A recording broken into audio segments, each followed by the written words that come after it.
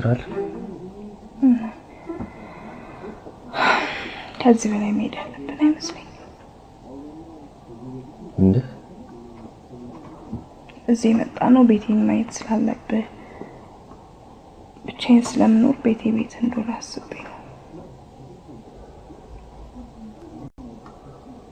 ሁለታችንም ወጣቶች ነን። በዚህ ላይ እንዋደዳለን። ወይስ የተለየ ምክንያት ይኖርሻል? ምንም ምክንያት የለኝም። ለእኔ እንኳን አንተን የመሰለ ምሁር ቀርቶ ተራናጢም ብትሆን የምፈልገው ፍቅር ነው። ፍቅር ደግሞ የሚገለጸው በዚህ ብቻ ነው የሚል እምነት የለኝም። ስለዚህ አምሮዬ እባክህን ትንሽ ነው ቆይ። ግድ የለም ሁልጊዜም ደስተኛ